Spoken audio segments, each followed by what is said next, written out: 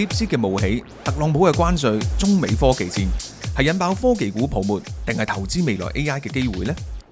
AI BB 班節錄超過2小時嘅節目內容，博通、Marvell、AMD、Palantir、Intel、ASML 6隻晶片半導體科技股嘅分析研究。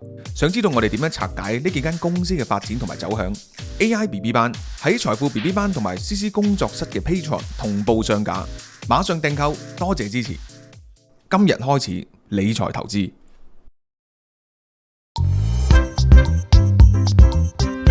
大家好，我係 Kelvin。想收看最新關於理財投資嘅資訊，記得訂閱財富 BB 班 YouTube Channel。走出去，放眼世界，增長見聞，唔好做井底之蛙。你想原地踏步，定係屢創新高？逢星期二兩台聯播，笑談中國經濟，有我 Kelvin 同埋堅尼地正經馮智政。好，嚟到9月。好月份啊！呢個嚟到9月嘅經濟 KFC 繼續有博士同埋 Jackie 啦，咁咧就見到阿博士同埋 Jackie 咧都哇着咗西裝褸，搞到我好似開始凍啊，好似好唔合群咁樣樣。入秋啊，係啦，入秋我都入咗秋啊，呢邊都係啊，所以淨係30度咗咯。我哋係你一半左右，係冇錯冇錯。咦，即係呢個體感就好唔一樣喎。啊，呢樣嘢又突然之間點咗個題喎。OK， 嗱，我哋雖然咁樣轉有啲硬啲。OK，嗱，話說咁樣嘅，首先咧就 fit 咗阿 Jackie 風嘅。本來我哋今日諗住探討咧就係世界呢個貨幣嘅系統嚇，即係處美元地位嘅即係個前世今生與前景發展嘅咁樣。咁但係咧，我突然間話風一轉啦。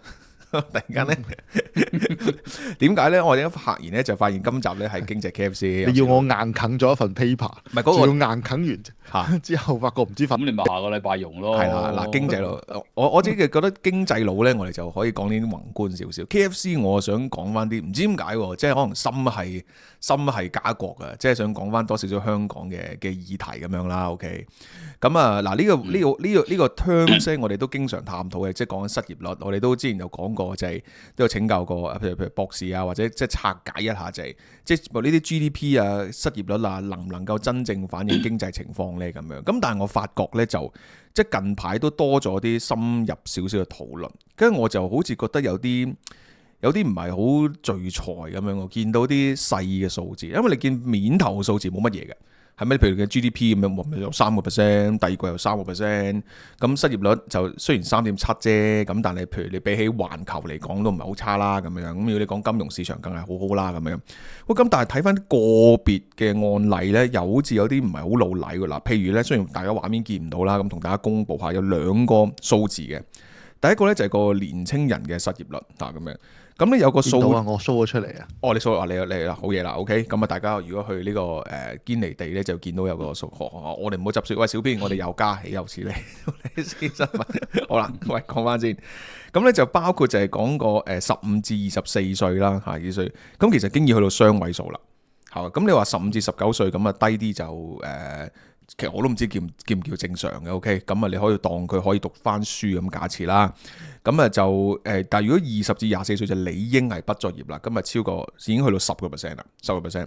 好啦，咁啊仲有咧，如果你睇翻嗰個10至24一半半啦，係嘛，一半半 ，OK， 勉勉強強。通常嚟畢業係喺中間又係21、22咯。21 OK 係啦，咁就窄街啲呢個。係啦，呢個又唔係話好。一定係好有問題，不過真係拎出嚟可以傾下咁樣啦。嗱，如果個別行業咧，我哋 fit 佢個別行業嗰度咧，就建造業就去到7.2%，嚇7.2咁樣，跟住就零售咧就上翻5%咁樣。好啦，咁個即係我想就點解想拎出嚟講咧，就係話即係究竟我哋應唔應該要重視啲而家香港個失業率問題咧咁樣，係或者如果假設即係我哋用一個公共政策嘅角度。係咪應該要做啲嘢咧？咁樣咁你睇翻嗰個headline 失業率咧，其實如果你係由今年年頭開始計咧，哇，其實都有個趨勢係有啲令人緊張喎。因為譬如由1月開始係3.1、3.2、3.4、3.7咁樣去發喎，咁樣係啦，咁啊，所以咧就即係呢度就拆解，究竟係個別行業嘅問題啊，定係周期性嘅問題啊？即係或者係環球性嘅問題啊咁樣，咁啊即係想傾下呢樣嘢咁樣咯。即係喂，兩位近排多唔多呢個關於即係失業嘅即係多唔多講呢個話題咧？即係覺得嚴唔嚴重啊呢樣嘢？即係講香港失業率呢樣嘢，問下先。通常呢個話題啲電視機講多啲咯。哦，電視唔志在收視就攞呢啲嘢嚟講。喂，咪即係咁，但志在收視嘅通常都唔會講呢啲。哦，明白。喂，點解咧？因為即係覺得係唔想知，即係唔想再談論呢個話題，定係覺得呢個數據比較靜態咯，冇乜嘢好講咯，同埋佢又唔係好高。再講就一般人關注係個市，又唔係關注個失業。係，即係當有仲有嘢做嘅時候。啱。所以如果你呢啲時候個失業率都仲係唔算高啦，都算係低嗰邊嚟計，你攞呢啲嘢嚟講就冇乜人有興趣。你頭先提嗰個行業嘅問題咧，其實唔同行業失業率不嬲都係有唔同嘅，唔係今日先係咁嘅，一路都係嘅。即係呢個情況好似你唔同。即係 CPI 咁，你個 basket 裏邊唔同類別嘅物品，個通脹個本質都有啲唔同㗎，唔係冚唪唥都咁高嘅喎，有啲高啲，有啲低啲嘅喎。等於唔同股市嗰啲 sector 嗰啲 PE 都唔同嘅喎，有啲係高啲，有啲係低啲嘅喎。即係個行業唔同，你好難咁樣去打橫去比較。譬如如果同類嘢，譬如零售，咁你香港嘅零售可以同美國嘅零售，即係大家嗰班人個失業率幾高，咁比係有啲意思。咁啊，或者另一個比較就係同時間比，即係你比以前嚟講係高咗低咗，咁啊其實最有意思就咁樣比較。至於年齡嘅劃分，亦都係都係全世界都係咁噶啦。一頭一尾會高啲嘅失業率，即係挨近20啊，挨近60嗰邊嗰啲係會高啲。咁呢個都唔係好奇怪啦。太後生嘅冇經驗，太老嗰啲就退休，咁呢啲都係難揾工嘅，都正路嘅。我想兩個角度想談，即係我哋按時間咁探討啦。第一個就係個別板塊嘅失業率，如果嚴重咗，會唔會即係會帶嚟啲咩影響咧？呢個第一啦。第二咧就從個政策角度啊，譬如頭先阿博士講美國，咁你見到嗱，即係無論大家譬如點睇呢個，即係可能覺得關稅戰或者呢個睇你個佔比人口幾多咯。譬如你好似美國咁講，你話農業嗰度失業，咁我職位都飛落。我哋歐洲農業咁樣，即係你失業咪失業。Exactly 嗱，即係譬如係咯，即係睇你做乜啫嘛。譬如你香港都係嘅，有啲式微咗、夕陽咗個行業咁樣，係嘛？你話搣膠花嘅咁，加做經理搣膠花，咁你嗰啲人失業咁，冇咩人 care 㗎。唔係嗱，呢個又好就係啦。咁我哋講咗呢個行業或者叫板塊情況先，咁即係譬如你講就算以前啊，即係功能組別啦，咁啊都係有啲咩漁農處咁樣嘅啦，即係漁農界別咁樣啦。我唔係話嗰啲唔重要，而家都有係啦，但即係我嗱唔好介意啊。但係意思譬如話，假設你突然間漁夫失業率好高啊，咁理論上對整體香港經濟未必好大影響啊嘛。喂，但如果你80年前就大影響係啦，但係即係冇呢個東星北，或者10年後都好大影響嘅。喂，但係如果你講即係建造業嘅，因為呢個直接影響嗰個樓市，即係可能同個樓市有關咯，即係可能啦，可能係，可能唔係啦咁嘅樣。咁啊又，但我哋又配合見到近排啲樓建造多數都係㗎啦，兩樣嘅啫。Building and construction， 即係一係就係起樓，一係就基建。係啦，我又想話，即係有冇啲，即係以前有冇啲research 啊，或者政府有冇啲 research 係會研究個別嘅失業率對於經濟？有，香港都有嘅。香港話以前我做經濟分析嗰度都係分咗幾組㗎嘛，其中有一組係睇呢啲嘢。咁專睇就業嘅。OK，因為嗱，即係譬如。嗱，咁頭先博士都講就，咁其實唔同行業即係有高低都正常啊。嗱，咁我呢度我就冇，譬如話建造業之前嘅情況有幾多啦。咁我哋可以 assume 比較發啲，係啦，比較唔穩定。佢個地產周期係旺盛嗰陣時就搶人搶得好犀利，搶到要輸入外勞。當個地產冧到好似而家咁樣嘅時候咧，就好多人冇嘢做。係啦，即係嗰個週期上落大。係啦，就唔同，即係有啲行業就比較穩定嘅。譬如你公用事業啊，一啲半政府嗰啲咁啊，教育啊，即係一般嚟講變都係 over 好長時間先變。譬如你話由出生潮嗰陣時到殺校，咁你都隔咗10年嘅事啊。咁呢啲會隔好耐先至會睇到個變化。一般嚟講就比較穩定。咁一個行業。咁呢度去到，我想第二個問就係嗰個政策，譬如你同美國比，咁你見到美國而家啲政策都叫做啦 ，OK， 係即係同呢個希望可以即係刺激個就業市場。譬如話當你即係減息，希望個房地產好啲。譬如話你叫做即係將啲失業人移民趕走，咁希望提供一啲本地就業，即係當係啦咁樣，或者叫減稅咁樣咯。其實呢個又唔係好關事嘅，即係自從 Phillips Curve 出現之後咧，亦都好多學界方面嘅評論或者批評認為其實都係啫，你貨幣政策中意睇呢兩樣嘢係你中意睇啫，你揀嚟睇啫，因為呢兩樣嘢係最民生嘅嘢，一個就係 inflation， 一個 employment， 呢兩個最民生嘅嘢，咁你擺個落目標係你嘅事啫。但係呢兩樣嘢其實冇必然關係。唔係，我講有嘛貨幣係還貨幣，通脹係還通脹。你用一個政策去做一啲刺激。咁你咪刺激咯，你貨幣嘅刺激就刺激佢個通脹，刺激嘅物價。你財政嘅刺激，你就俾錢補貼。咁啊，就業市場係老細請唔請人啊嘛？老細請唔請人同你刺唔刺激其實冇直接關係。你諗清楚啲，個關係其實幾間接嘅。所以有好多時你以為你刺激咗就會有嘢睇，實際上就一時又未必得。好多時即係呢個藥石亂投。你食咗啲藥好翻就以為啲藥關事，其實。我俾粒假嘢你食，佢安慰劑你食，你一樣可以好翻。即係會唔會本身嗰個就業市場係有自己嘅周期，根本都唔到你刺唔刺激。你刺激就可能下個世界，咁就旺咗個市，或者關事嘅，或者好啲嘅滴漏效應啦。嗱，譬如你第一件事刺激，梗係幫尾個市啦，幫尾個股市，大家好似有咗錢，有錢咗，大家好似富貴咗，感覺上好咗，跟住生意好似好啦擴張啦咁樣，即係你咁樣講嗰個邏輯其實。條鏈好長啊！由你做嘢嗰步，到最終你想達到嗰個步，其實中間有好多步嘅。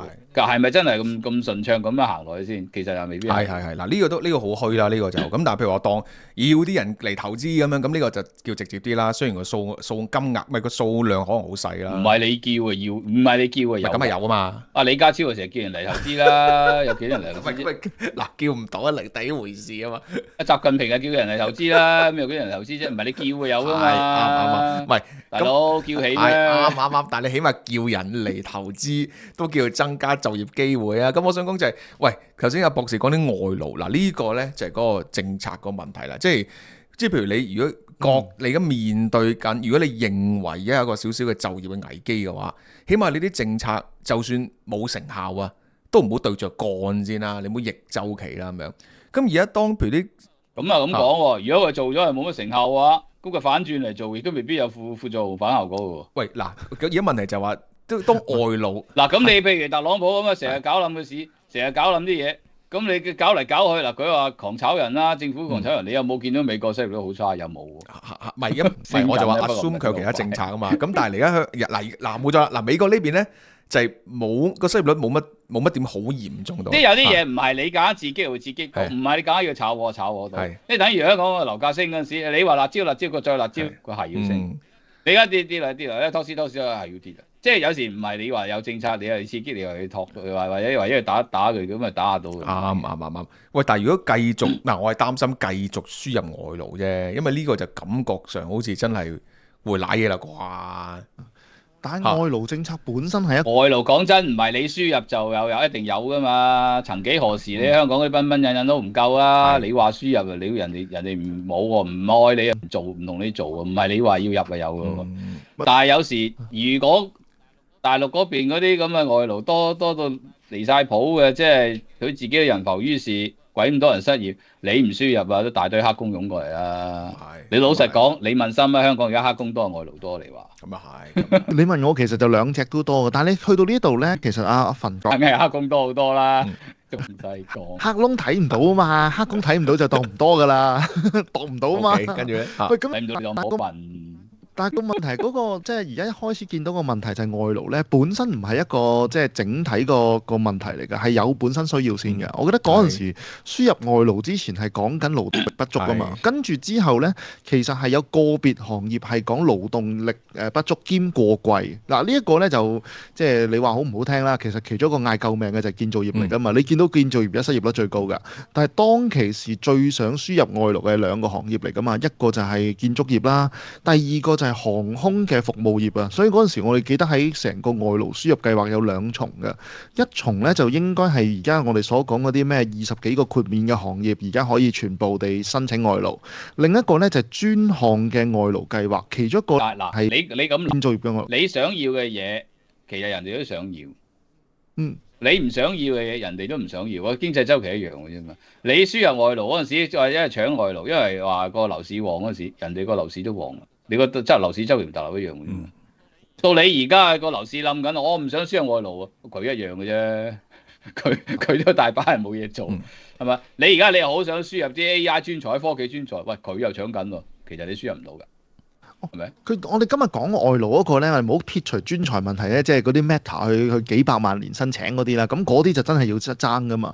外勞相對地，其實而家佢講緊嗰啲咧係中低技術嗰扎嚟嘅，呢個係好奇怪嘅，因為講緊建造業唔夠人咧，唔係講緊疫情之後嘅嘢嚟，係講緊回歸之後建造業就唔夠人嘅，從來係唔夠人係想加入建造業做紮鐵啦，咁因此個紮鐵行業嘅工資就拉到好高啦，咁所以因此就突然間就話要輸入外勞啊嘛。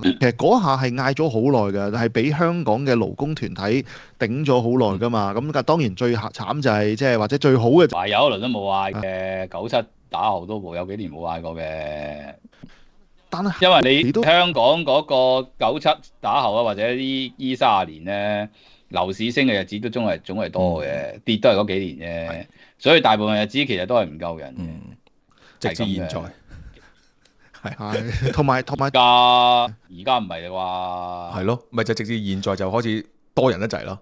如果紮鐵好似機紮都得噶喎，唔係都要人紮，因為你最後你紮鐵就一定要有機噶啦，你唔會係用人力去即係殼咁樣走去咬個鐵噶啦。不過你點你都要有部機喺隔離啫。咁但係因為紮鐵工本身唔多，即係人香港人唔多做。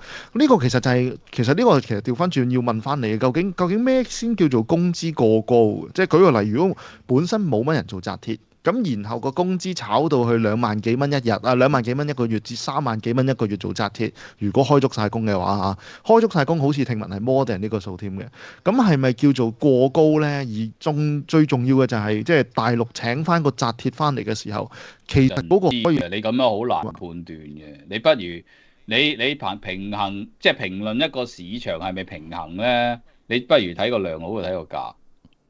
個量係比較正宗啲，即係你而家你講緊係夠唔夠人做嘢啊嘛。當你睇嗰一個行業或者嗰個行業 subsector 係咪有一個催升嘅失業率，咁你就睇到。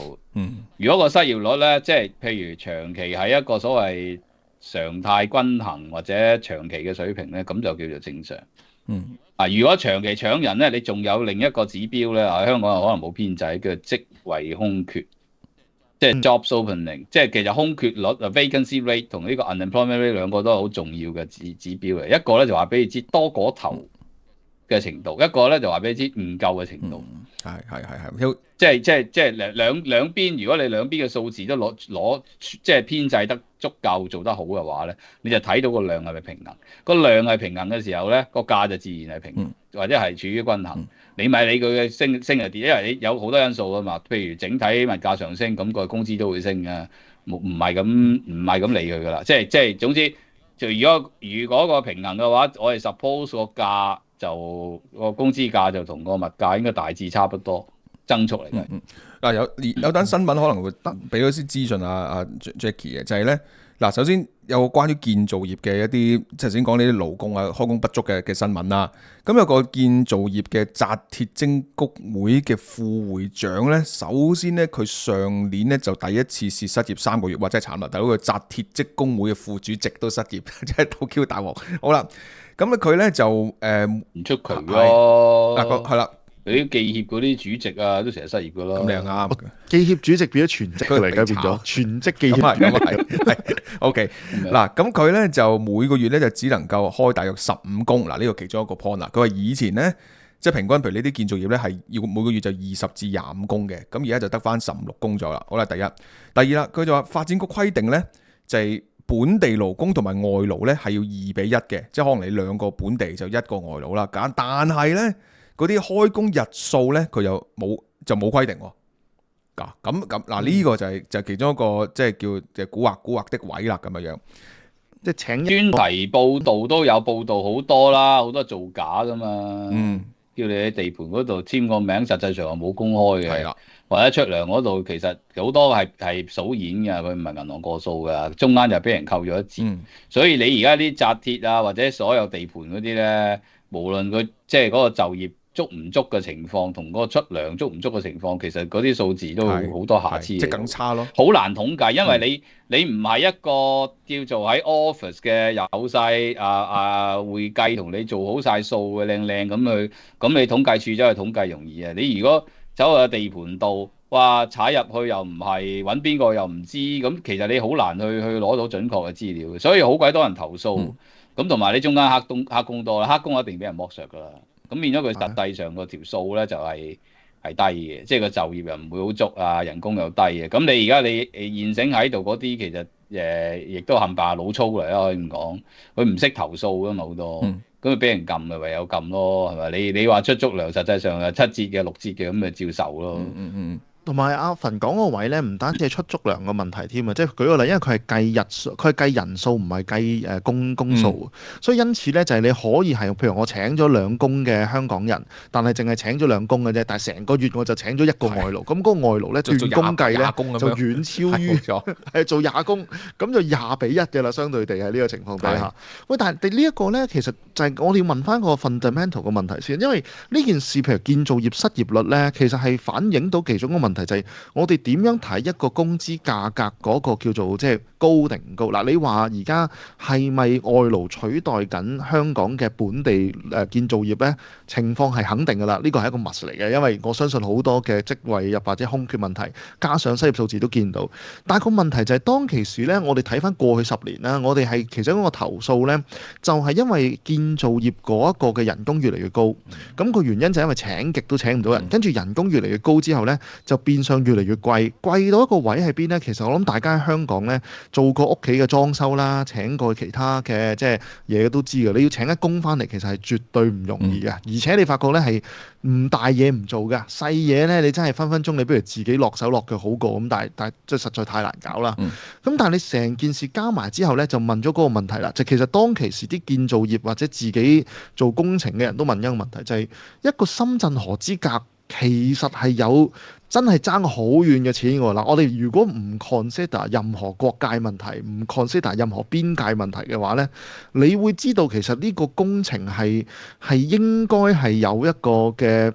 即係可以平到落去嘅原因，所以先至係要去到嗰個建造業工人嗰個嘅即係所謂嘅開工不足問題啫嘛。所以啲建造工人成日都話嗰個問題㗎，就係話你開多1倍人工啊，一定唔會有呢一個失業問題㗎。咁你開多1倍人工，一定會請到人㗎。咁但係個問題就係你作為個發展商或者作為個工程嗰個負責做嗰個 project management，你知道其實即係開多1倍呢件事真係好戇居啊嘛，因為其實一河之隔就非常之平㗎嘛。我點樣 consider 呢一個咁樣嘅理解㗎，即係會唔會即係貴同平，我哋應該點樣睇㗎？其實冇乜點睇嘅，你有個咁嘅所謂海關嘅關口閘住咗，啲人過唔到去，咁咪焗貴咯。係啊，情況同而家倫敦一樣啫嘛。你揾人做裝修啊，成日都好貴㗎。咁你試下，如果你香港冇嘢撈嗰啲，你試過嚟走去倫敦做黑工啦，大把嘢做，我包你大把嘢做。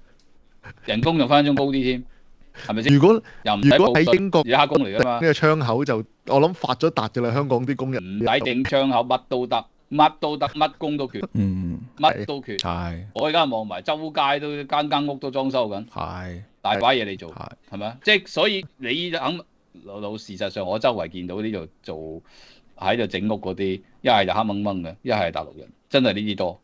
佢仲有波蘭嘅，仲有好多波蘭人。你話幾多攞正牌，我唔知啊。老實講，黑嘅我估都唔少。啊，唔出奇啊，唔出奇啊！你即個嗰個牌唔係咯，咁你香港有得呢個現象，其實周圍都有嘅啫嘛。唔係英國，當你個水位係唔係一價嘅時候，咁你就截住咗佢，咪有兩個價咯。但係大家會套戥啊嘛。喂，但係咁你20年前你 AH 日價咁套都係一樣啫。咁你而家即係套多次啫嘛，套第二嗰啲 market 啫嘛。但係譬如英國，但英國嗰陣時係有啲唔同嘅，佢係用個波蘭。通常你見到啲波蘭工拉住成檔工人，係咪全部都無牌咧？就唔係嘅，監工嗰個通常有牌嘅。不過你唔好有啲有啲冇咯。咁你香港啲直情都係㗎。你夠唔夠膽攬冇都唔會。佢梗係都撈啲落去㗎啦。呢啲咁嘅造假、走私，即係走私嘢係咪成櫃都係假嘅都未必係啦，梗有啲真㗎，冚住啲假但係譬如講嘅。英國或者譬如10年前香港樓市咁，真係唔 Q 人做，唔夠人做啊嘛，真係唔夠人做。咁你外勞英國，我諗而家如果有合法外勞，好歡迎添啦。冇即係如果非法就唔講啦，我哋。咁但係而家香港情況就係唔係喎？我哋突然間就10零20年前樓市好好，你合法入唔到去啊嘛，係咪非法咯。其實你而家香港都係㗎，你話輸入外勞，如果你打正嚟做即係入紙申請，其實都唔太容易嘅喎。唔係喎，審呢樣問嗰樣查嗰樣，但係都好多位喎。嗱，而家佢話有8000個係獲批仍然有效嘅勞工配額㗎。不過你話即係請唔請到人係一回事啦，但係即係佢係攞正牌咁請㗎啦，可以係已經係。8000個好少嘅啫，其實即係其實你即係你攤開咁多行業工咁多黑工多好多，肯定係。但你話頭先嗰個位呢，即係究竟成個勞工市場，即係個建造業係咪真係少咗好多錢，或者係咪真係好多短缺呢？其實你要點樣諗喎？嗱，如果我哋 at the same time 睇呢，如果你從工作開嘅機會係少咗嘅，因為以前係兩嚿錢去做勞工市場噶嘛，一個就係即係私人市場同埋工程，即係公務工程啊嘛。咁而家就私人市場少咗好多啦，公務工程就得翻即係差不多由佢做主力啦，即係地鐵公司嗰邊做啦。咁但係 at the same 咁你自己睇下，而家啲發展商同埋你講嗰啲咁嘅地鐵公司嗰啲身世先得㗎，你睇佢盤數。係啦，就係盤數好唔靚喎。即係簡單嚟講，就係我哪怕我今次我真係我都要開工都好啦，我真係有個地盤開都好啦。哪怕嗰啲咩舊雨就要開工開個地盤，你都唔知佢建造完出嚟之後賣咩價㗎嘛？咁梗係呢個位慳得就慳㗎，即係你慳得就慳呢個位。我懷疑建造業點解死？咁通常個情況咪起咯，爛尾咯，大陸咪做緊呢樣嘢咯。咁你都起咗出嚟，邊邊賣嘅咁，或者唔賣唔到錢嘅咪唔起。有啲係借咗錢啊嘛，咁嗰啲舊月就有香港借咗錢咪執咗佢。唔係香港都起嘅，執咗佢咯。其實大陸都好多發展。唔係香港都暫時都賣到嘅，但係賣到嗰個需求都應該低啲啦。理論上，如果唔係個樓價都唔會跌啦。咁即係話其實對勞工嘅嗰個需求都可能低啲啦。咁而家個問題就咁啦。嗱，咁喺咁嘅情況之下，即係話會多咗人失業啦，多咗香港本地嘅勞工會少咗工作機會啦，呢個都肯定咁滯啦。咁你個政府政策係繼續係開放外勞入嚟，究竟佢個洞背後係佢都唔好理啊，佢或者佢唔好知啊，定係佢覺得唔係喎，反而咁樣能夠希望可以救翻製造業喎，因為越嚟越平嘅勞工，費事理。但係啲政策咧就呢個 rationale 唔好嘅。其實根本就應該引入一啲自動引入或者踢走外勞嘅機制。你參考翻每一個行業嘅失業率，你參考個失業率以設定一個 mechanism design 就係要令到個失業率 mean reverting 翻去均衡。個失業率可以高嘅話就可以減，可以停。係，我就正想問你。特別到轉頭唔批，即係 visa 去到夠期就 end 咗佢，完咗佢，應該係咁嘅。如果你有呢個自動機制，有條 formula 喺度嘅時候咧，根本就唔需要話即係呢個行業話幾多啦，嗰個行業幾多啦，你中意呢度1000，嗰度8萬咁樣，咁你講晒啦。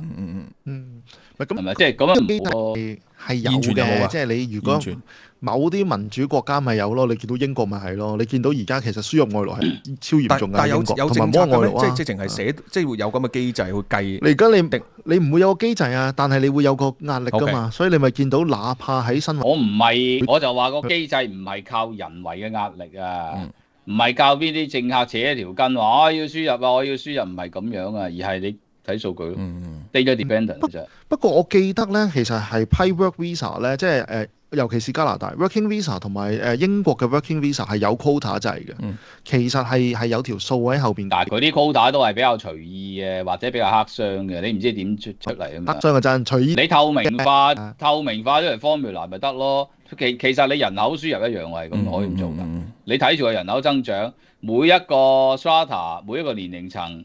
你睇翻個人口增長嘅速度，然後你 set 一個 formula 出嚟，咁你咪自動設定個 quota 每年有幾多，或者每季有幾多，其實好易做啫嘛呢啲嘢。你今時今日咁多大數據，咁多 AI，我唔信做唔到。咁嘅非不做啫嘛，你揾大數據 AI 做啊，唔使咁多人做添嘛。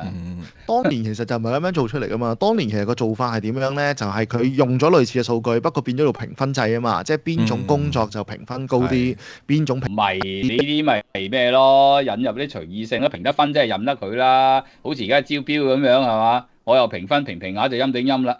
咁你即係根本係中間係有個即係錯誤嘅計分方法嘅，咁但係 in general 個 principle 都係咁樣。當然呢個評分機制唔係最好啦。唔係陰頂陰啊！唔係呢個係鹼性離子水啊！睇唔到啲頭尾。OK。繼續啊！喂，但係你譬如英國嗰個 NHS 嗰個評分制咪就係 NHS 你發覺容易啲輸入外勞噶嘛，因為 NHS 本身就勞工短缺啊嘛。咁呢個就係類似嘅做法咯。嗱，但係呢個講法咧，其實我哋都係去咗後邊嗰啲相對地民主國家，又或者係尤其是民主國家啦，因為你個公民其實呢個同民主都冇關係嘅，你呢啲咁嘅社會政策嚟㗎嘛。唔係啊，我反而都可以咁樣引入㗎啦。我反而覺得呢個真係一個民主國家問題嚟㗎，因為你諗下，其實勞工你唔會咁平咁賤踩佢人工㗎嘛，因為個問題就係佢有選票㗎嘛。你撳得太低佢人工咧，佢會 inform 翻個政府政策出嚟，即係當然 from 選票啦，就係會喐翻成個勞工政策嗱。但係 what if 點解我頭先一開始講咧，就係建造業嗰個勞工嗰個人工高即係太高嗰個問題咧，就係話 what if 如果而家調翻轉啦，我哋引入外勞嘅政策並唔係因為我哋要補充勞工，而係用翻我哋一開始嘅講法就係我哋要懟平佢。我哋就係要懟平佢。嗱，懟平佢呢一樣嘢咧，係唔會喺民主國家出現嘅，因為你懟緊自己嘅選民啊嘛。我哋嘅網台工作室經已開啟咗 IG account， 想收看最新嘅突發內容、新聞評論同埋節目資訊，即刻 follow。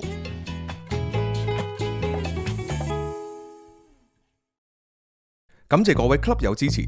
近嚟好多網友查詢債券資訊，所以我哋財富 BB 班輯錄咗過去有關債券嘅內容，推出債券 BB 班課程，總共7小時嘅節目，包括3小時 Dr. 嘅專訪輯錄，以及我 Kelvin 主講嘅入門課程，涵蓋範圍由基礎知識、進階策略、長短債、企業債都包括在內。想認識債券嘅朋友，歡迎馬上訂購債券 BB 班上冊、下冊、全冊，經已喺2個 Patreon 平台嘅商店發售。如有任何查詢，歡迎電郵至 wealth@ccstudio.media。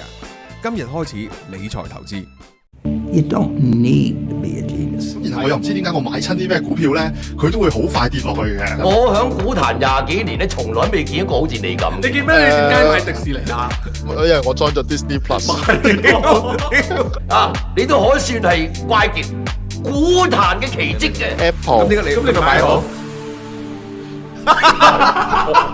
首先個半導體冧尾咧，就要問翻馮同學啦。我都係咁講。佢等咗咁耐，就係嗰下入。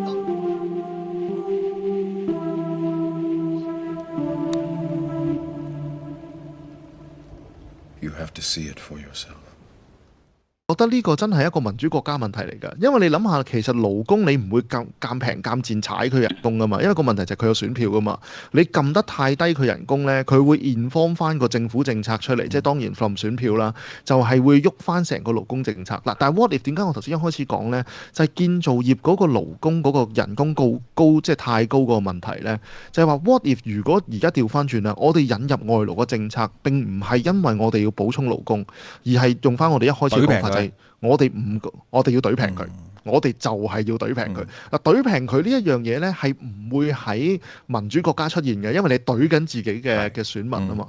咁但係如果我哋係規劃型經濟嘅話咧，我哋懟平個勞工呢件事係過往經常發生嘅，即係咩尋租中國啊、吳介民教授啊、輸入外勞啊，跟住咩即係做咩外來務工啊，呢種所有嘅政策喺大陸係從來係做過懟平個經濟嗰個勞動成本嗰個做法嘅。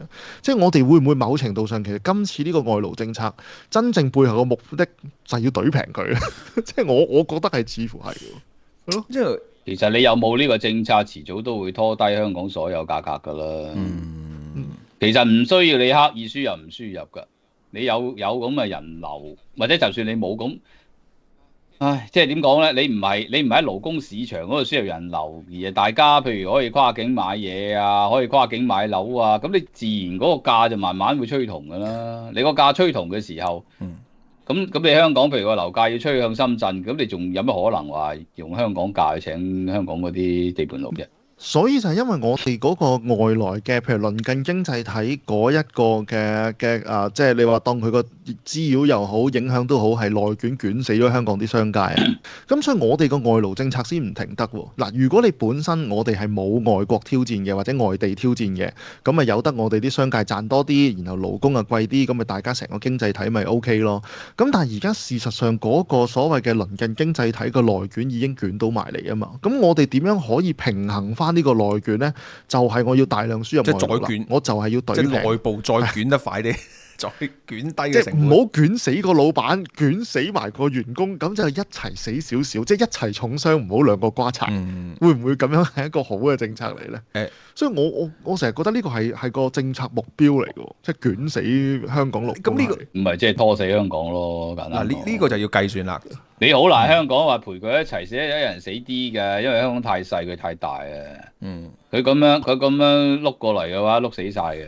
嗱，咁首先有問就係話，究竟嗱，即係頭先大家博士講咗，其實有咁嘅研究嘅，即係話譬如邊個行業嗰個失業率或者即係同其他板塊嘅唔同，咁邊個行業個失業有咩影響？呢個就好地區性咯。即係譬如話，即係建造業，我睇翻數據啦，應該大約係30%，即係10% 左右嘅勞動人口，即係30零萬咁樣。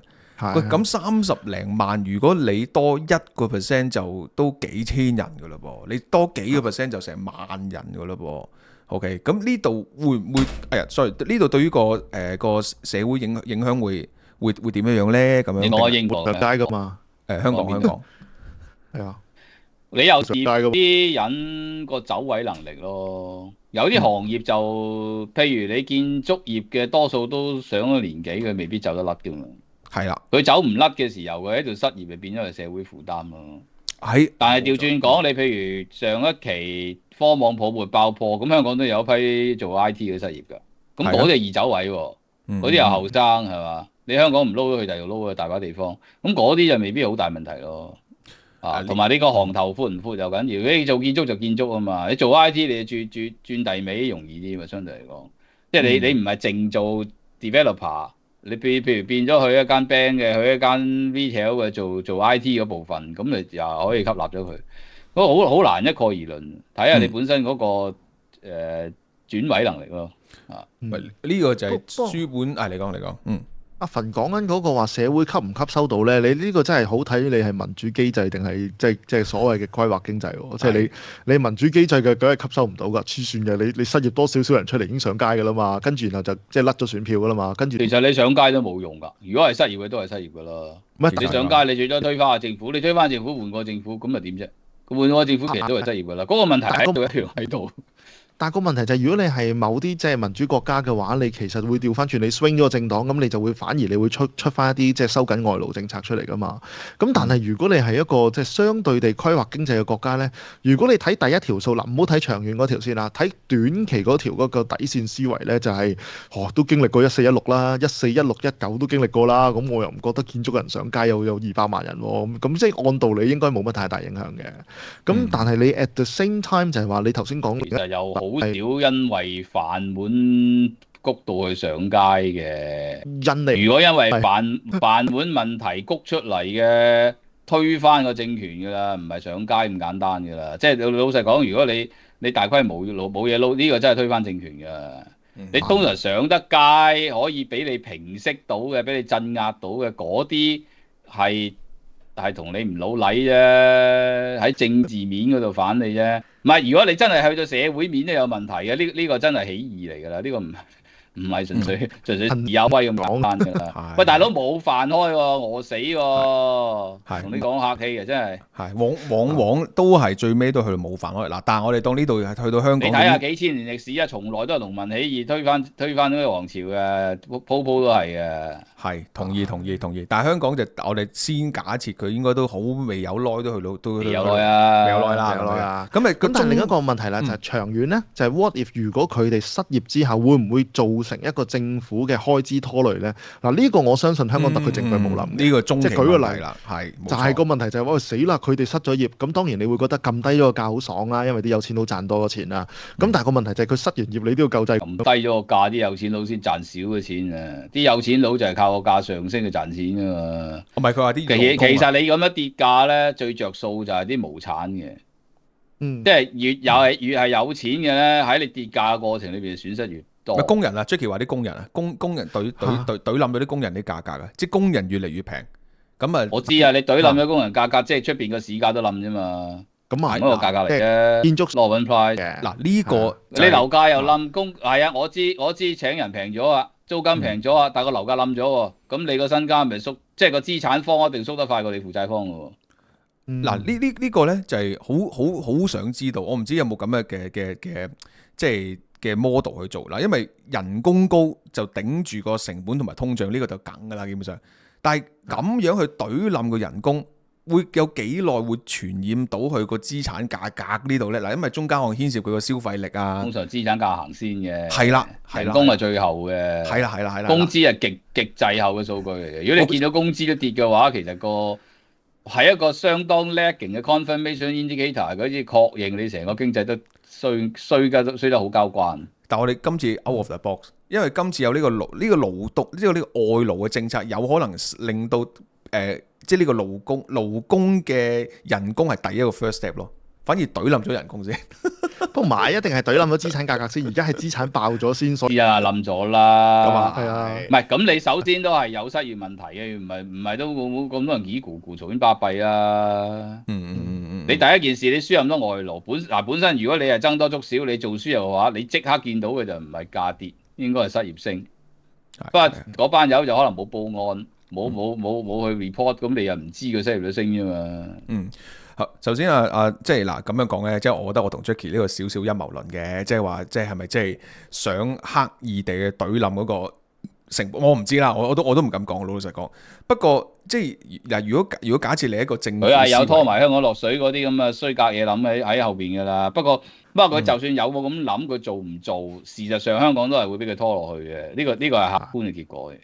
即係如果其實佢冇合法地引入外勞咧，黑工都會存在嘅。尤其是而家黑工個成本越嚟越低，因為你一來過咗關做一陣就走啦，二來我相信黑工比例遠多外勞，遠多喎。我都有地盤有黑收呢個今日嘅事啊，10年20年前都已經有，即係好耐嘅你已經問題浮唔浮面啫嘛。你而家你當啲黑工多到即係好似曱甴老鼠咁樣，即係通街都係咁。喂，大佬，開始有啲嘢頂唔順啦，開始嘈咁解。同埋以前嘅黑工同而家黑工 concept 好唔同嘅。以前嘅黑工你真係有你就係嗰個我唔記得咗係咪叫咩天地豪情啊？即係總之嗰套咁樣嘅戲咁時候咧，你要有個即係羅家良咁樣嘅人，跟住之後就我要請個黑工，跟住然後就拖堆黑工出嚟起樓咁樣。我唔記得咗嗰套嘢係咩。咁跟住然後先至有咁樣嘅情況啊嘛。但係而家唔係㗎，而家咧你諗下，譬如你真係想呢個講法應該唔應該咁教人啦？但係如果你好合法地，喂你好唔合法地真係請黑工嘅話，你又想屋企裝修，你會做啲乜嘢？你就喺小紅書度揾裝修師傅啊嘛，然後俾埋錢佢過嚟啊嘛。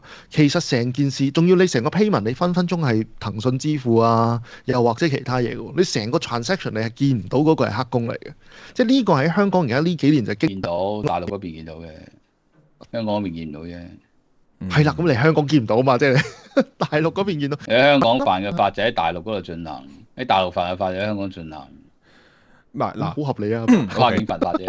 嗱，即係黑工呢個咧就一定存在啦。咁我哋亦都當係好多啦。咁但係即係你輸入外勞喂咁講，無論黑工又好，輸入外勞都好，你都一定會令到個製造業嘅失業率越嚟越嚴重。如果個 fiction 即係我哋頭先我想講嘅就係話嗰個即係書本上面嘅所謂 fiction 啊嘛，即係話究竟佢幾容易轉到行咧，即係轉行嘅容易程度咧咁樣。如果假設個轉行係追唔到嗰個失業率嘅話，咁即係會大批呢個建築工人失業啦。咁就算未去到話即係推翻咁遠啦，咁其實係有可能會引起社會動盪，因為其實因為即係比較健碩嘅呢班建築工人啊嘛，即係佢哋如果冇公開但係冇量人少啊嘛，同埋你一路都係黑工多，你喺度做建築嘅都係老餅老嘢，係嘛？老嘢通常可能係鋪建制嘅。首先就藍到紅到唔恨嘅，咁你剩翻嗰扎可能啲南亞裔啊，即係周圍嚟嘅，咁嗰啲犯罪就會，但係你話聯合埋一齊走去即係反政府機會就唔係咁大咯。OK， 咁都唔想嘅。嗱，我哋講翻另一個極端啊。嗱，我哋建造工業呢度，我哋暫時傾到咁啦。今日7.2%。同埋頭先你講嗰個反政府嗰度咧，其實可以補充多一樣嘢咧。中國尤其是近代反政府個動機係好低嘅，即係唔係話嗰個佢真係唔會平反或者即係追討問題。因為有個新嘅做法咧，就係佢哋喺上幾年係出現咗呢一個全球化熱潮。即係我好頂唔順呢個國家，呢個國家真係好差啦。咁你會第一樣嘢做咩？你係唔係陳姓唔講，然後即係揭竿起義噶嘛？你會買張機票移民噶嘛？即係其實呢一個其實即係建築工人，我成日都覺得佢應該考慮一下，可唔可以攞埋個 visa 過嚟英國，真係好好揾咯。明你意思。同埋我哋我哋嗰啲嘅即係維修費真係好貴咯。不如你過嚟打埋份工啦，好冇？唔係呢個咪講個 fiction 嘅問題咯，即係話你有幾容易去走，即係轉埋去第二度個其他個國度都當係埋轉的話咁樣，咁就睇呢樣嘢咯。OK。係。咁嗱，好啊，嗱，建造工人嗰度我哋暫時咁先啦。嗱，我陣睇另一個極端咧都幾有趣嘅，就係咧嗱，最高嘅建造工人啦，咁最低係咩咧？就係啲公共行政同埋其他服務活動。咁唔好理其他服務活動啦，公共行政咧咪即係公務員咯，係咪？咁公務員咧個失業率好低喎。咁啊你講低唔低？唔一定啊，但係你講人工低係失業率低啊？失業率啦。失業率0.9%。公共行政唔一定係包咩㗎，佢包埋老師嗰扎㗎。OK，咪蘇嗰扎咯，即係咪係咯？一早社工嗰扎。你講嗰啲呢類咁樣嘅，好似教育啊嗰啲即係 NGO 啊 semi-governmental 嗰扎咯，嗰扎通常你批咗個 budget 有個分零啊，年咁樣啲水喉計咁肥住噶嘛。雖然間唔中都會 review 下想 cut 嘅，但係唔會喐大喐咯，通常都穩定咯。嗱，正想問下兩位啦，嗱，即係我當無論講教育又好，social work 嗰邊又好啦，或者公務員又好啦，呢啲都直接。洪志正以前做嗰啲都算係呢啲㗎。係啦，係都直接同埋我哋啲轉工容易啊嘛。咁轉工容易，根本上你都唔會當咗我係公共行政，分鐘係。OK，嗱，當係先啦，都直接同政府分定有關嘛。咁首先嗱，我轉另一個思維啦。首先就話我陰謀論當政府咧係會繼續輸入外勞，希望我即係希望令到令到建造即係地產商能夠賺多啲啦，即係咁樣講啦。嗱，調翻轉，咁政府有冇一個誘因去繼續去使錢去保持住呢班人嘅低失業率，去保持社會穩定咧？嗱，點解咁問咧？因為咁啊，誘因越嚟越低嘅，全世界啲政府都越嚟越見紅。我就係啦，嗱，我就想問啦，因為嗱，如果正常情況，即係譬如你講，譬如睇美國係咪 cut 到傻咗啦，係咪先搶錢咁樣啦？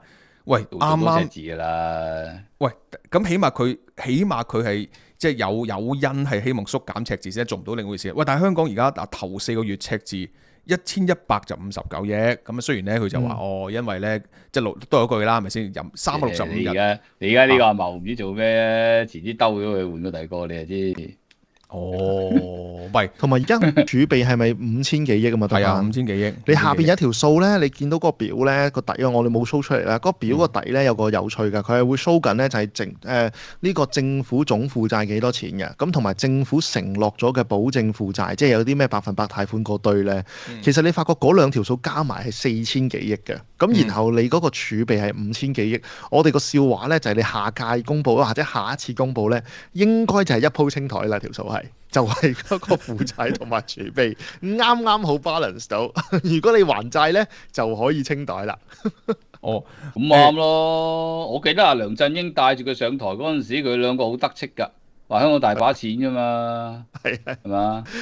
應使則使晒佢咁啱啱好使晒。唔係我就係正常啱啊！嗱，如果啱啱下次就放㗎。嗱，如果你咪你講啱啱下次你講係，喂你話嗰條數係即將會 hold 住會撥入某啲基金嗰啲數啊，嗰啲支出啊？唔係兩條數，佢係你有啲負債未找數嘅，係咩？唔係同埋即係下一屆就到期找數啦，到期找數咁你而家你5000減4000咪差唔多零咯。唔係四千嗰啲咩數嚟㗎？但係我又冇睇呢。4000嗰度有兩條嘅，有3000幾億咧，就係你而家發債券㗎嘛，咁個債券咪有3000幾億咯。咁嗰度就已經發咗3000億㗎啦，已經啦。唔知2000幾3000億嘅好，同埋唔止債券嘅，仲有好多嘢。佢又未必會到時就還咗佢算嘅，佢 lover 啊嘛，係紙橋幾好生意。咁3000億應該唔會 book 落去㗎啦。仲有咧？跟住下邊仲有一啲咧係叫做保證嘅貸款嚟嘅，應該香港政府係好多唔同情況底下做咗一啲即係商業貸款保證。咁嗰啲就堆開咯，嗰啲冇咯，要撇啊嗰啲。咁所以其實如果你唔係下屆政府喎，係下次公佈啫喎，而家係公佈緊第二季啊嘛。其實我估計咁你仲有3-4千咧，撇咗1000啫。嗱，我就冇揾到而家條數負債多，但係 Jackie 你講3000幾億㗎嘛？咁我淨係當3000幾億，咁其實你都得翻1000億嘅啫喎。即係如果我3000幾億係發債嚟嘅，發債你可以再發，到時再發 rover 咪得咯。再發 rover 咯，係咪？即係你以一鋪清袋嘅意思，即係你如果你今日想一次過還晒債啫，即係我想好仔啲。以前嘅政府就會，以前發啲又稅又橋嗰啲政府債或者銀債成嗰啲就發一次一筆過算，而家佢唔會㗎啦，佢一路撈落去㗎啦，睇佢樣。一定係啦，你都知嘅。同埋第三季聽聞好啲嘅，聽聞話第三季個稅收會翻嚟嘅，佢第二季未 book 啲稅收入去啊嘛，佢會。咁你股市旺嗰啲，樓市都旺嗰啲，印花稅應該多咗嘅。多幾多啊？我多喂，佢主要靠賣地收入㗎喎，即係個樓市嗰筆。唔係嗰嚿唔好諗啦，而家印花稅已經係一個幾重要嘅收入嚟㗎啦。係，咪股市印花稅係勁嘅，即係呢個又知嘅，呢個係好似去樓市都多咗，樓市係個 turnover 都多咗。但係都繼續，唔係我 OK，咁得啦，咁解釋答咗答案。因為我個問題就係話，如果你個赤字去到咁恐怖，你頭4季已經過千億嘅話，咁理論上你應該都要 cut 人㗎啦，係咪先？咁但係唔係喎，你見到個即係公務員體系 cut 好少啫喎，咁我就問翻兩位啦，會唔會覺得係因為要維穩一下咧咁樣？咁原來兩位講緊就答案就係公務員都難 cut 嘅，佢本身係機制，即係嘛？即係要喐一個人好多程序啊嘛，除非你唔跟程序做嘢咯。咦？呢個任志博士講喎，而家咩事啊？而家喂，即係行政主導係咪？即係習主席一個命令落嚟要。好易你係咁講啫，但係你個政府、你個軍隊、你啲差佬，其實你都係透過呢個公務員體系去落嗰個權力噶嘛。如果你搞呢嚿嘢，咁你即係喐你自己嘅心臟，你同你自己嘅心臟開刀做手術喎，其實有風險嘅，都唔係話要喐嘅。你喐啲周邊嗰啲邊皮嗰啲 NGO 啊，馮智政以前做嗰啲，咁啊成嚿鏟你嘅冇問題啊，嗰條雞啊，講馮智政做咩啫？成嚿冇咗啦。喂，但係你頭先講公務員嗰個係抵死㗎，因為個位係咩咧？就係你唔可以當政府係一個人嚟嘅，政府係個機構機制嚟嘅，即係政府落咗，譬如個大佬落咗個 order 之後咧，下邊有人 implement 啦，有人改政策啦，細緻化執行啦。即係難聽啲講咧，就係政府叫開槍，但係真正開槍嗰個係前線警員嚟㗎嘛。咁所以你中間呢條 train 咧，你是但 cut 一啲人咧，或者中間有啲人，你唔好話反台啊。軟對抗啦，又或者嗰啲叫做即係陽奉陰違啦，即係遲啲先做拖延症啦。你成個嘅指令咧係落。所以你第一件事，你話要 cut 公務員，就第一件事就呢樣嘢就會同你軟對抗。哦，明你意思，我幫你計條數先係啦。明晒。喂，咁用翻建造業嗰招得唔得啊？輸入外勞得唔得啊？政府工嗱其實成件事加埋咪就係你發覺呢啲咁樣嘅指令，你落到去執行嘅時候啊，有一個咁樣嘅指令出現過㗎，公務員嘅交換計劃啊嘛，香港一個上去，然後內地一個落嚟咁樣啊嘛，甚至乎有個傳說啊嘛，香港。但係人哋唔想要你喎，你嗰個貴喎。嗰個擺喺度你就覺得嗰個平啊，就抵咗人哋攞你個貴。唔係，我 Jackie 意思咧，唔係話揾佢上去做嘢，係請佢上去，跟住就可能攬翻嚟。你係咪咩意思啊？係啊，咪請佢上去嗰個咧擺低嘅咋，即係學習嘅咋。咁但係 at the same time 就擺咁你都要出擺一個糧啊！你出阿糧唔出嘅啫，除非你有咗佢好似咁，你不如送去機器員做公務員啦。唉，所以當年有個傳說，即係有個再邪惡嘅計劃咧，就係唔係一對一上，係一對20或者一對幾十咁樣，送一個上去，幾十個落嚟。咁、嗯你咪調翻轉嗰幾十個落嚟嘅時候，你咪慳咗啲新增職位。我覺得唔係辦法，你佢使乜咁多公務員啫？我唯一諗到個 way out 就係攻打台灣揾呢班友去。黐線咁攻打美國啦，梗係咁攻打美國，台灣俘虜，等台灣俘虜嘅，攻打美國我冇放快啲啊！台灣利率咁低，你諗住揾我哋啲咩羅淑佩局長嗰啲去追伊人演唱會就得啫攻打日本啦，梗係而家係咪先？呢個咩抗日80週年啊嘛，定75週年啊？唔記得啦，係咪先19定19？係啊， 44喂，咁但係成件事係做唔到嘅係，因為你發覺係連公務員自己內部都知道你龍料咧。你諗下呢啲出術嘅人最叻係邊個出啊？咪就係公務員出咯。所以公務員一聽就知點樣出術㗎啦。咁所以最後其實成個 project collapse 咗。而家唯一做翻好少少係乜嘢咧？就係公務員新增公務員嘅職位係少咗嘅，即係唔容易喺公務員度開個位，僅此而已嘅啫。舊嗰啲唔好喐啦，新嗰啲就最多唔請，所以啲人就成日都笑噶嘛。佢話：你咁中意唔請啲人，不如你政府都唔請人啦。咁而事實上而家政府真係冇乜請人，政府請嘅人唔係即係未必一個位冇咗 fill 翻一個位，分分鐘係 cut 咗落去添。咁但係即係你調翻轉個豬頭先得嘅啫，冇辦法嘅。唔係啦，係啊，咁但係咁咪好消息嚟嘅。咁你炒唔到，咁咪失業率冇咁嚴重地惡化咯。咁啊問下兩位啦，即係咁你即係財赤惡化啫嘛。你一唔買一樣啫嘛。失業率唔代表唔惡化喎。頭先我哋講公務員啫喎，有啲唔係公務員嚟嘅喎，即係譬如掃街嗰啲係公營機構外聘嘅啫喎。即係我 cut 咗張外聘單，即係我 cut 咗個掃街單，就另一件事嚟嘅喎。嗱，係咪先？有兩個問題，最後問埋兩位啦。嗱，首先由年頭開始失業率係3.1、2、3、4、5、6、7咁樣啦，好整齊咁上啦。即係呢條 curve 究竟係會係即係嗰啲叫咩？即係平線咁上啊 ，flat line 咁上啊？定係博士有講過啦，如果仲係線性都誒冇咁驚嘅，一開始急就驚啲咯。我哋唔好咁悲觀，我哋當線性先啦，就係3.8、3.9嘅咁樣去住先啦。有冇話去到邊個位會係再影響翻個消費同埋嗰個即係房地產市場嘅咧？香港素來嗰啲全民就業 level 應該係3、4之間。即係4之前你都冇事，升穿4其實開始有少少高嘅。OK，即係有啲覺得高。明白。但係如果按而家呢條 path 嘅話咧，升穿4可能係年尾嘅事嚟啫喎。嗱，因為其實係啊，今次公佈好似好簡單啦，每次都係升0.1%，但係好似係每月升0.1喎。等於美國一樣啫嘛。美國嗰個常態即係4、5之間咯。升穿5佢又會有啲高嘅。咁你而家你美國可能都係差唔多年尾可能會升穿5。係，所以咪癲咗咁樣要啊聯儲局減息咁樣咯。咁嗱，如果香港政府係有意識要保4的話咧，即係應該去到年尾就應該少翻啲外勞輸入啦，係嘛？即係理論上，即係應該要，即係應該。你客工多都好難搞嘅，講真。係，同埋你問我覺得個陰謀論係佢真係想撳低個人工，即係你真係令到你成件事要 restart 咧，你係要將成個成本價格撳低嘅。你撳低成個成本價格咧，你 keep 住喺撳低人工先，等你啲有冇得搞事啊嘛？先都唔先搞咩事啊？有錢嘅走晒，冇金主，剩翻喺嗰啲揾朝唔得晚，你一日到黑翻工做奴隸咯，仲得人上街。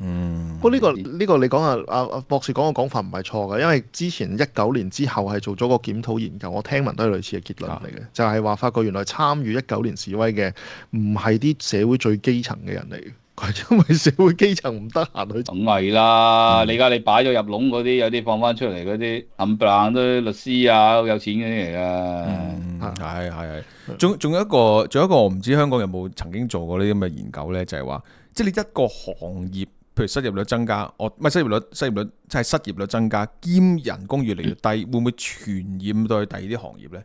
即係嗰個人工啊！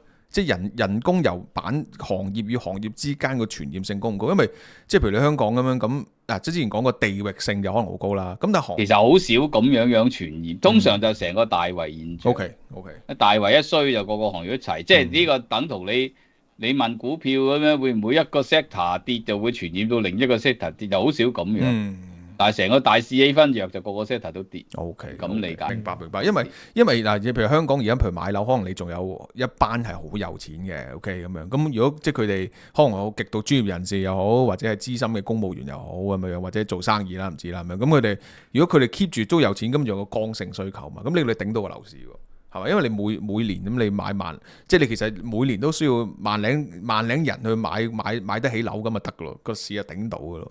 等佢哋頂咯，我支持唔住啊！今日差唔多啦。OK， 好，即係博士支持唔住啦。嗱，我哋做我哋希望即係叫貼地啲多啲調查啦。嗱，有各位朋友，如果你喺香港嘅，你即係約莫知道咗啲就業啊或者朋友之間嘅情況嘅話咧，就歡迎同我哋報料，我哋研究一下嚇。咁我哋或者下次咧就再跟進下啦。好，感謝大家各位收看，下集再同大家見面。Thank you，拜拜。喂，今日節目咁快又睇完，聽日先有最新一集，點等啊？世界末日啦！即刻加入我哋 CC 工作室嘅 Patreon 會員，星期一至五每日多一條片睇，甚至更多。最低消費每月美金5蚊，3個級別，細火5蚊，中火10蚊，大火20蚊。究竟有咩分別？登入我哋嘅 Patreon 網站就會解釋俾你聽噶啦。即刻加入，收看我哋嘅 Patreon 特別內容。節目見啦，拜拜。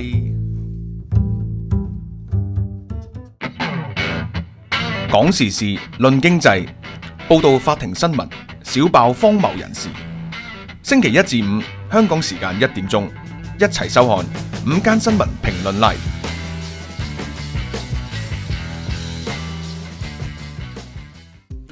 大家好，我係 Kelvin。由於香港嘅罪案越嚟越嚴重，騙案橫生，保安局局長講，1至10月每日超過100宗騙案，增幅超過50%。講過係咁就好啦。CC 工作室懇請大家盡量提高警覺，保障自己嘅私隱財產，唔好俾啲匪徒有機可乘，唔好再加重政府嘅負擔。Patreon 馬上轉私隱設定，電郵、社交媒體更換密碼。如果你認為你任何一個賬戶有風險，直情成個鏟咗佢，包括 WhatsApp、Signal、IG、TG 等等。盡快將所有資金調離危險嘅地方。你對我哋嘅支持重要，但你哋嘅安全更加重要。盡我哋嘅公民責任，打擊全香港最大嘅犯罪集團，人人有責。